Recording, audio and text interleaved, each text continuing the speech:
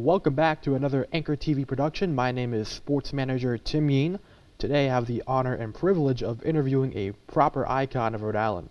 This man grew to notoriety through numerous avenues, including being the face of entertainment for Providence College's historically successful hockey team and the blossoming women's basketball team. And now he calls Pawtucket's new soccer stadium his home. Ladies and gentlemen, please welcome my guest, Justin "JuJu" DeCosta. Justin, thanks so much. How are you doing today? Tim, thanks for having me. I'm doing well, thank you. Yeah, it's awesome that you're here today. So let's just get things right into here. What sparked your initial interest for sports media and so much so the announcing industry as a whole? Yeah, so we could start right in my hometown, Pawtucket, Tolman High School.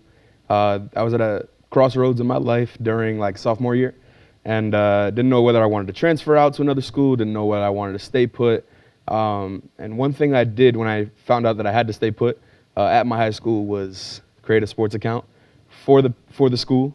We didn't have one. I think in underserved communities and just the inner city in general, it's important to highlight not only athletics but everything. And I think that was something that I really wanted to do. So at 16, started that account and then went right up to the athletic director and said, "Hey, I know we have a football announcer, but do we have a basketball announcer?" He was like, "No," and I was like, "Let me try it out." And yeah, the rest is history. That's really where everything started, right? With Tolman High School, TTN Sports. That was the original account name, and yeah. Yeah, just tell me a little bit more about TTN, that sports media network thing that you created during high school. So did you collaborate with that with a teacher, or was it completely on your own accord? Yeah, so Tolman put an enormous amount of trust in me to run it pretty professionally, in the sense of sometimes there might be some type of barstool accounts, or there might be type of a troll account, but for me from day one it was really essential for me to just do it with the notion that I was going to do it proper. And yeah, no, I didn't really have any help. I remember the first post that I put together, I literally went on Google and found external photos from whether it was the Journal or the Breeze, whatever avenue it was, and put together a recap of the 2019 season. And then straight from there, just kept running the account. Even during COVID, I ran a podcast on YouTube, trying to update and trying to keep everybody up in good spirits. But yeah, Tolman put an enormous amount of trust in me, which then continued after high school. Literally, even to this day, sometimes when I go in there, a lot of people will be like, "Oh, do you miss it?" I'm like, I feel like I haven't left. I've always been in the community, but not only with Tolman, but through now what it is One Pawtucket. It's a Shea and Tolman account, so it's morphed into that. Something that I created in 2023, just kind of rebranded the account. So yeah. Yeah, that's awesome. I had sort of a similar thing with, TSM, Thunderbolt Sports Media, the sports media account for Cranston East. Yeah. I had a huge part in helping that. I also had, my teacher, Mr. Simone, who is still my mentor, good friend today. But, the fact that you kind of started this without without anybody trying to really help you is so crazy, dude. It's what was, just to do a little follow-up question, what was the hustle and grind of absolutely doing that and running the TTN thing? Yeah, so those were formative years. Those were years that established my work ethic, in a sense of I didn't really have a plan. I just kind of had, a passion, and that was really what it was. I didn't think I'd end up where I am today when I started there. It was just kind of my friends. You look at the Hendrickens, you look at the LaSalles, you look at all the schools that get a lot of shine. Sometimes they don't get shine, the Centrals, the Mount Pleasants, the Tolmans, the Shays. And that was really important for me to just kind of, when I was 16 through 18, still in high school, put a spotlight on my classmates. After that, it was kind of unintentionally putting a spotlight on the youth that were coming up after me and that are still coming up after me. And I think that's really where I developed who I am. If I had transferred and didn't create any of this, we wouldn't be sitting here. I wouldn't be doing anything. I'd probably be doing something behind a computer or whatever it is. You know what I mean? I wouldn't be the person that I am today hadn't I have, not stayed at Tolman and just hustled it out. And now I have a whole community behind me, so it's beautiful. Yes, sir. That's super inspiring, dude. Maybe something a little bit relatable to some of the other kids that are, trying to find a college for. I've been told that you weren't able to go to your first choice college for whatever reason. What was your initial reaction to not being able to go, and how did you bounce back and continue pushing yourself? Yeah, so senior year was kind of brutal. During my junior year, that was the heart of COVID in 2020. So I'm a 2021 graduate of Tolman High School, and it was just really brutal not being able to be in the classroom up until like April. Even then, it was one of those situations where it was like 2 days a week. So when applying to colleges, I applied to 25 schools. Like during that era, you didn't have to pay for any, like during the COVID, you didn't have to pay for any college applications. So I was just letting them fly. You know what I mean? Like just kind of, throwing the applications out there and like seeing where I wanted to go. I knew New York City was like where I wanted to be, and like that's where I thought I belonged. I applied to probably 8 schools in New York City, and my final 3, like decision-wise, was going to be St. Francis in Brooklyn, St. John's University, and the University of Rhode Island. That was like my last 3 when I went to my advisor. And I remember the TD deadline passed for URI, and I was like, okay, like I don't want to go to URI. Like I feel like I want to go to New York. So then it was just how much is, it going to be for either St. John's or St. Francis College. So St. Francis College, I ended up taking a visit. Amazing scenery, just beautiful. Like it was like a 1-story building. It was a really small college, probably like a couple thousand students there. But I thought that was the opportunity. So, I put the deposit down and everything. I thought I was, ready to go. And then in August of like that year, they sent me the first bill, and then, just found out some loan situations that I wasn't able to overcome. So it was definitely a hard hit not being able to go, especially when you have, the end of your senior year, your whole summer, you think you're going to Brooklyn. Especially, I was just dealing with a lot of personal stuff that year, trying to overcome. So I kind of thought that was my way out. So it was definitely, something that I had to overcome, not being able to go there.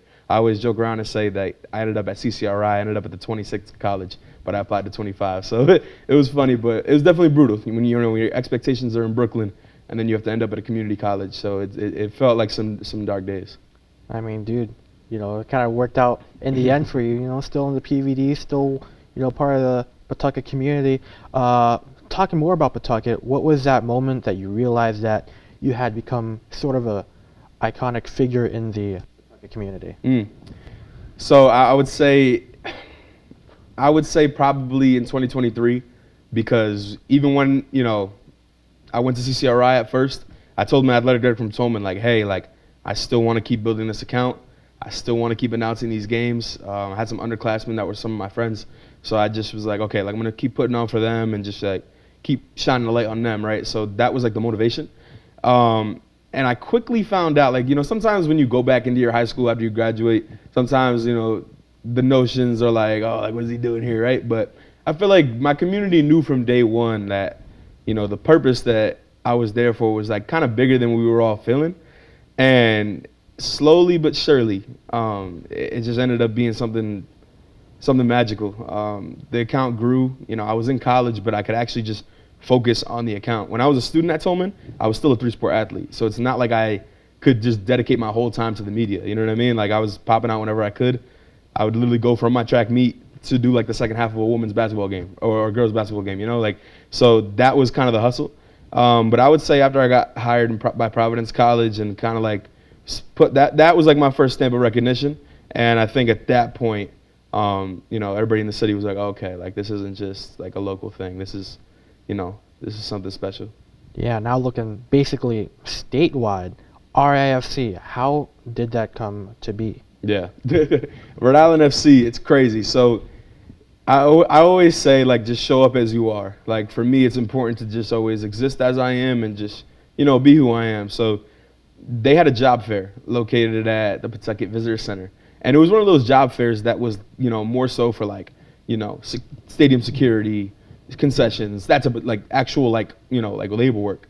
And I pulled up and I was just like, I'm trying to work in sports, and they're like, okay. Like, so they have this crew called the community crew. What they do is they go out to, various events in Rhode Island. They put up the Rhode Island FC tent, and basically their mission is to promote the club, promote the new stadium, especially with it being our first year in the new stadium. So the community crew was ramping up. They were looking to hire a lot more people. They liked my energy and they liked just kind of my passion in general, so they thought I'd be a good fit for that. That's not even a spotlight position. There's a lot of amazing folks that work for our community crew that are really passionate about the club. And you good? Okay. Cool.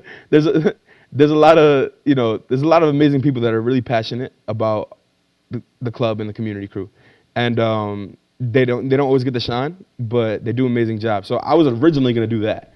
What ended up happening was I get on a Zoom to do that, and now it's one of my bosses. He's the community relations person. His name's Asim Rastogi, and he's also the game day producer at Rhode Island FC, on-field producer. So he was kind of like just talking to me through conversation, telling him I told him I did some PA work in high school, do some MC work. At Providence College. And, last season for Providence College, I did 3 PA softball games. So that was like my first 3 Division I PA games. And that was probably like the highest experience I had. And I was still 21 at that point. So it was one of those things where he was just like, well, we have PA tryouts. So would you want to do that? And I'm like, yeah, let's do it. I'm one of those people where I feel like, I'm very confident in my voice. But sometimes when you apply to something, you're like, nah, there's no way I'm going to get this, right? I had the same feeling with Providence for Island FC. I was like, this is a pro entity. It's the first year. They're looking for something, maybe some more experience. So I ended up meeting the powers that be, the person that ran the how do I put it? Ran the auditions. He's actually the voice of the Houston Texans, David Brady. So he had came down, and got to meet him, coached up a little bit, but also just showing up to tryouts that day, knowing that there were a lot of other voices, a lot of other incredible voices. Because when I pulled up, we were all applying in 30-minute intervals, and also you can hear your opponents, or the other people auditioning. So I kind of had a sense of what type of voices. As PA announcing, there's so many numerous type voice styles, and mine's a little bit more extraordinary when it comes to bringing the heat. So when I left, I had a good sense that I gave them my best. And then that night, they had told me, that they get back to me on a Monday. But that night they called me. They said, hey, you want to be the voice for Rhode Island FC? I said, yeah, it'd be a pleasure. So it's just really full circle. Everything's happened really quick. Still 22 right now. But, yeah, the Rhode Island FC has just been beautiful. Yeah, that is absolutely awesome to just hear that entire thing. What did it mean to you when you got that call to be the RFC public addresser? All the hard work you put in, these last couple of years, and being especially so young, you're 22, doing all these things for not only RFC but for PC and even a little bit for CCRI, which we'll talk a little bit more about later. Yeah, man, that call was surreal because that night I had a fashion show in the city, and it was for the high schools. I was hosting it. And 5 minutes before it started, literally I have the microphone in my hand. They're like, okay, 5 minutes. I get the call by Rhode Island FC. And I'm like, whoa. They're like, you got time to talk? I was like, I got 2 minutes. And then they were like, okay, cool. They ran through the whole process and, pretty much just told me. And in that moment, I knew I couldn't tell people right away. And I had a whole audience of people from my city there. But I kind of gave them a little gem. I said, I have a really major announcement coming up soon. Which I was able to share the next week. But how it made me feel was it's even hard to put into words now because I got hired a week before the first game. So it was a quick turnaround, and it was a 6-month, home slate where, because they were building the stadium, usually the USL season starts in March, but because our stadium was still, under construction, we didn't have our first home game until May 5th. And then our last home game was in October.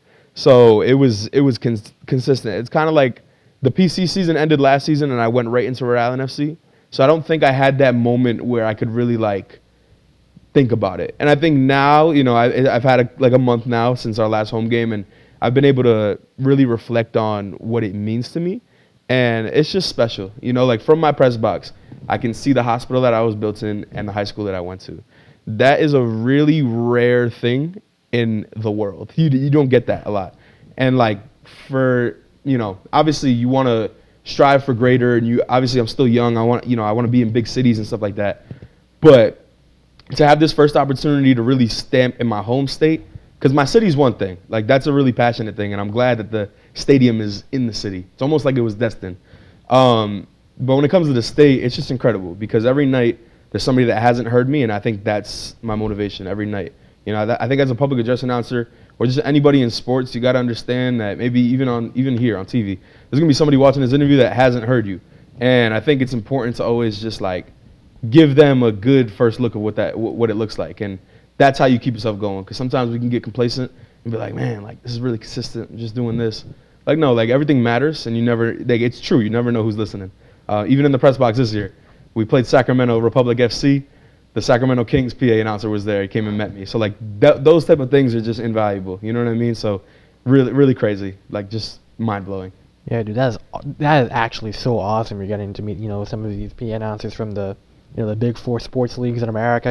The Houston Texans guy. Yeah. And now the Sacramento Kings guy. Just having that experience. What's it? Just to follow up, what's it like to, have those voices kind of in your ear, kind of maybe, giving you some inspiration or giving you some, guiding words on how to best announce? Yeah, I think from a logistical standpoint, I've learned so much. One of my mentors, Mike Sarge Riley, he's the voice of the New England Patriots.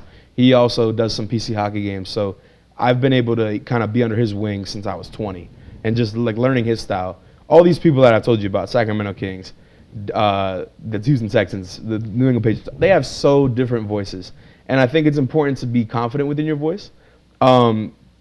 What they've been able to put in my life is kind of like, just like, how do I put it? I would say they've been able to add a lot of inspiration and motivation, because at the end of the day, like everybody needs somebody to look up to, and obviously I want to be in the spaces that they're in one day. But they're just kind of reassuring me like, hey, you're here right now. Like not a lot of people are doing this at like your age, and I'm like, okay, like this makes sense. Like sometimes it's like what's next, but it's like no, just be present and patient, and wherever you are, and eventually a door will open. But having those people, it's invaluable to like meet these people, because they're everyday people just like me, just like you. At the end of the day, we're all humans. Some people are gifted in crazy ways, so it's really good to have them in my corner. Yeah, for sure. And you kind of use these skills, and also some of your other events. So alongside RFC, you work with Providence College and CCRI with their athletics. Tell me a little bit more about what you do for both of those colleges. So we can start with Providence College. I'm currently in my third season as the MC and arena host for both Schneider Arena with Providence College hockey, men's hockey, and sometimes women's hockey games. We've done some Project Providence games, but also at Alumni Hall, Mulaney Gymnasium for Providence College women's basketball. It was really crazy when I got hired by them, because we go to the Dunkin' Donuts Center and the AMP growing up, and you see the Friars logo, and I think that's like our men's basketball pro team. Like that's like the Celtics version of Rhode Island. Going to the AMP, seeing the Friars play, seeing guys like Chris Dunn, David Duke Jr., all these dudes that you kind of look up to. And for me, it was really important, even through that process. Two of us were hired. One of my really good colleagues, Joshua Flanagan, his name's Flanny. He is the MC and arena host for the men's basketball team. He ended up winning like that audition. But they wanted to keep me around. They put me with men's hockey and then women's basketball. So really just, and the campus has embraced me. It was really important for me to when I got hired there, because I was still at college age when they hired me there. They hired me there at 20. So that was one of those things where I was like, oh, okay. And then being at D1 at 20 is crazy, because you get exposed to a lot of just high tier marketing. And one thing I love about Providence is they really care about their marketing. The marketing team's incredible, and they really just know how to put a good show together. So Providence, what I do there, in arena hosting, we do giveaways, we do, contests with students, we do trivia, we do all those fun stuff. Anytime you go to a sporting event, you see an MC on the board, we're doing whatever it is, Friar hockey trivia, Huxley's Junior Friar kid of the game. We're just giving back to the community in small ways through maybe Friar prize packs, little gear and stuff like that. But it goes a long way, and I think any college, any level of sports, no matter what it is, I think fan engagement is it's a show now. People are buying a ticket to go see a game, but they're also going for a show now. Sports is transformed into kind of like live theater. It's crazy.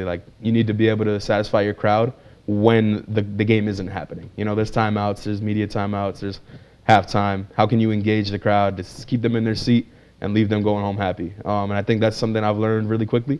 Also, just being able to talk on camera, because I didn't do MCing in high school. So when I got hired by them, it was really cool. Just kind of learning that stuff. Now I feel like I'm really comfortable behind camera and on mic. So yeah, Providence is great. This is my third year, like I said. When it comes to CCRI, I went for those 2 years after high school, did not complete it. Once I got hired by Providence, I actually left. Just kind of figure out if sports is really the lane that I wanted to do. And, it is. So I ended up going back to school this past spring in 2025. Had a really awesome semester. currently killing it right now, having another great semester, and then, hopefully after another good semester next spring, in 2026, I should graduate with an associate's, and then, on my way to transferring somewhere. So be a free agent on the market soon. I don't know where I'm going, but who knows? But yeah, what I do at CCRI when it comes to athletics is work study. I just joined the team this year. Said, hey, this is what I do. What can I bring here? Eventually, I want to be a sportscaster. I want to be a reporter, like sideline, stuff like that. I have a lot of energy and I have a lot of swag, but I also feel like I can bring it on different levels. And that's something I would like to do for like a full-time job at some point. So through my work study with CCRI, that's exactly what I'm doing, player interviews. Strictly that. Sometimes I do PA, but, they allowed me to come in, sharpen my skills, but also bring something to there that they've never had before. Sometimes with JUCO athletics, it gets, overlooked, underlooked. I kind of call it like a last chance you type of situation. But there's beauty in like the struggle, like J. Cole says. So it's one of those things where even at Tolman, it kind of felt like the bottom of the barrel sometimes with the way people talk about it. CCRI, even in athletics, like with JUCO, it feels like the bottom of the barrel. Especially considering like the other places I work for, it can feel like bright lights. It can feel like a lot of attention. But I think when you get a situation where you can sharpen your craft, sharpen your tools, and really just kind of like hone in on what you want to do, and then bring it to another college and say, okay, boom, this is what I did here. I think that's important. So that's why I joined the team at CCRI this year. And yeah, it'll be a one year deal with them. But yeah, they've been awesome. They've been great to me. Yes, sir. And you said earlier it was like a sort of like a theater when it comes to like all the marketing and stuff. Coming in, as like a fan, you usually see that, all this like competition stuff and all this, crazy MC stuff, and like, wow, that's pretty cool. But, being in the actual planning process and in the actual, announcing gig, how did it feel to get that inside look, especially at such a young age? I feel like a lot of knowledge has been thrown my way in the last 2 calendar years in general. I started with PC in September of 2023. We're here in November of 2025. And like just 23, 24, and 25, like there's been so much that I feel like I can't even grasp a lot sometimes. But I understand. I think to answer your question, I think it's the professionalism of what it takes to be at those levels consistently, and then not only that, be able to be likable, and also have other people wanting to employ you. And that's what's like been the biggest thing. Every place I've been hired by, whether it's PC, Rhode Island FC, even how I am with CCRI, like they appreciate me for who I am, and those are really special traits when it comes to employers. Sometimes it feels like you got to fall in line at other places, but for where I am with PC, where I am with Rhode Island FC and CCRI, they've allowed me to be me, and I think that's what's made me comfortable to be able to learn in a professional environment like that. D1 marketing, it's no joke. It's like there's stuff on the line, and people want to be able to put a good show on. Rhode Island FC, once you get to the pro level, it's like, hey, like I'm not saying there's no room for mistakes. We're human. We all make mistakes sometimes, but as long as you can overcome those things and constantly just keep getting better. And I think that's what's important at a young age. For me, it's just like, okay, keep getting better. Not worrying about where I'm messing up. Just obviously taking that into account, but also like getting better and allowing myself to make mistakes too. Like they allow me to make mistakes. It's not like I mess up one read, I'm getting fired. I mean, if that was the case, I would have been gone by now. But it's really one of those things where I've been able to grasp a lot and learn a lot, and I can't even explain it. Like I have an encyclopedia of like sports marketing in my brain. If I wanted to like stop announcing, I'd probably go into marketing, because like there's so many people that put on a show that don't get recognition, and I always like to like highlight them. So shout out to all the PC students that are on the marketing team, and anybody in Rhode Island FC that's on the marketing, because that's where real ticket sales, all those things, like you don't see the behind the scenes that goes into a game night at 7 p.m. But they're working relentlessly 7 days a week, 12 p.m. and like just up to game day, and that's the reward. Seeing all the fans in the seats. I've gotten to the point now where if a fan can go home happy, I don't care what happens on the field. Obviously, I root for my team, and like whatever team I work for, I want them to win. But if a fan can go home saying this is the best experience I've experienced here in Rhode Island, or just in general ever, then we did our job. Feel you on that on so many ways, especially with the ad reads. Sometimes it messes up as a PA announcer myself. So I'm glad to hear you have some of those struggles as well. Yeah. Taking it a little bit outside of sports, I'm not sure how much connected it is. While you interned for the Pawtucket Mayor's office as a brand liaison, how important did the idea of One Pawtucket become to you as you ventured into that internship? Yeah. So, like I said, creating TTN Sports, running that from 2019 to 2023. And then my backup plan, if I didn't get the PC job, was to go full force within the One Pawtucket, Shea, and Tolman alignment. As a lot of you guys may know, there's a new Pawtucket High School, in the process of being built, hopefully opening for the 2029-2030 school year, which would be incredible. I know we're some years away, but obviously the old McCoy Stadium site, and like that was something that I knew was coming. Like they were in talks of doing that before it was even announced. So I said, okay, like a lot of our teams were already co-oping. Within Tolman and Shea, sometimes, like girls basketball, for instance, maybe there were like 4 girls that showed up to a Shea tryout. Boom, okay. Now it's a co-op, Tolman Shea co-op. But also, Pawtucket, a lot of people call it the bucket, but we embrace that in the bucket. It's one of those things that, even from the first co-op, Tolman and Shea girls basketball co-op, they call themselves Team Bucket. They won a championship. And that's what was the formative of Tolman and Shea students being able to see like a One Pawtucket. So, I had a game day, like the player of the game, I literally bought a silver bucket from Home Depot, spray painted it black, went to Hobby Lobby, put some like letters and said One City on it. And, there's so much articles on just that movement in general. But being able to take it to the mayor's office was just incredible. I got the opportunity to work with the mayor through our city's chief equity officer, Chachi Carvalho, just a really like strong figure in the city, my OG. And it's just one of those things where it's really rare when you get to have a good relationship with the mayor in your city, but also be able to do like social media type marketing for him, right? And like that was really cool, like making posts for the city. And also, with my counterpart and fellow, intern over there, Isaiah Goyes, he does a phenomenal job for the office and, just for the city in general. But taking the One City initiative, that kind of it built me up to be somebody that was like needed in that office. I think sometimes even when I don't, like when it comes to government, I don't want to work in government. I think government's necessary. I think politics are, necessary in some sorts.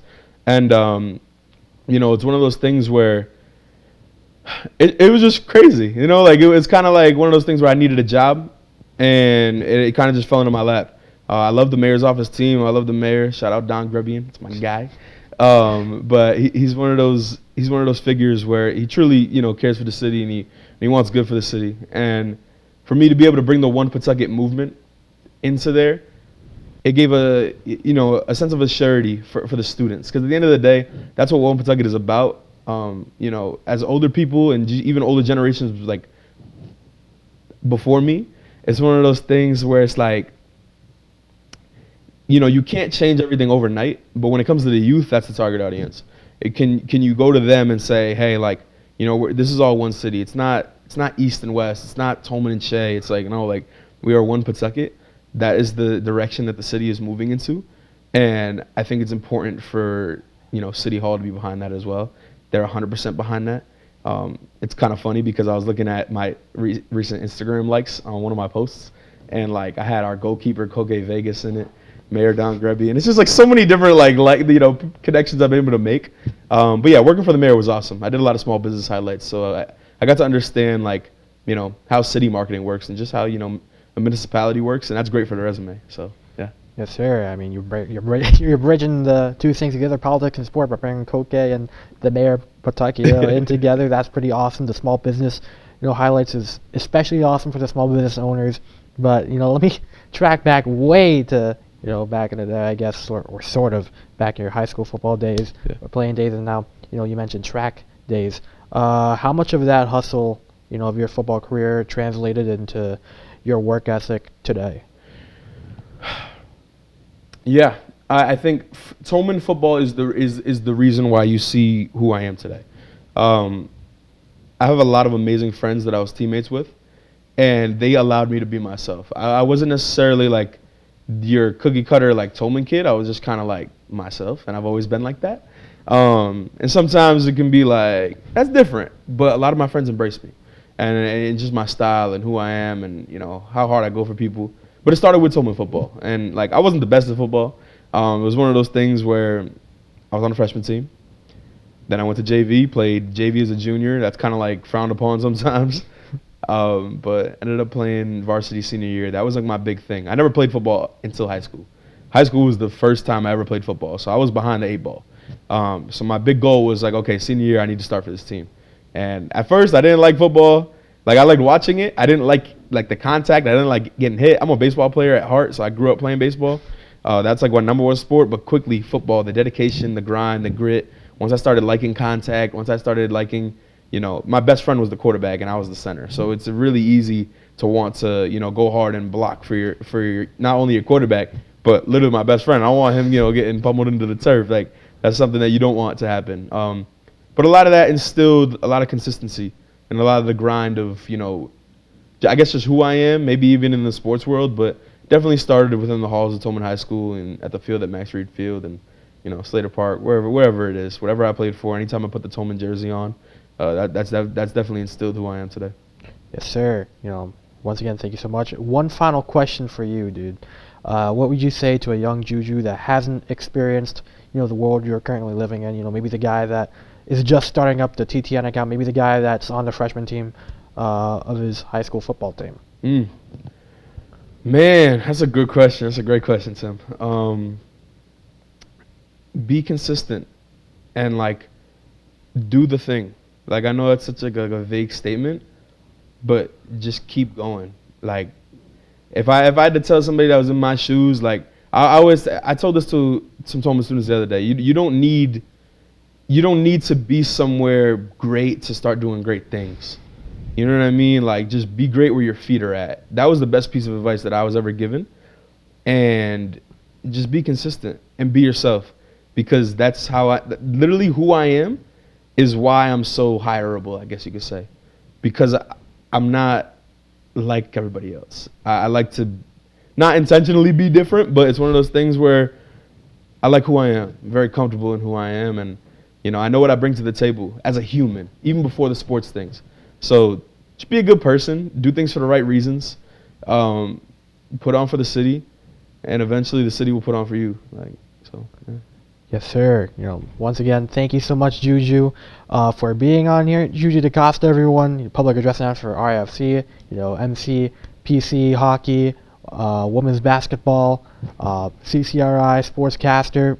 Everything in the books when it comes to Rhode Island. So once again, dude, thank you so much. Appreciate it, Tim. Yes, sir. Appreciate it. Once again, Tim Mean here, sports manager, Anchor TV. Thank you. Signing off.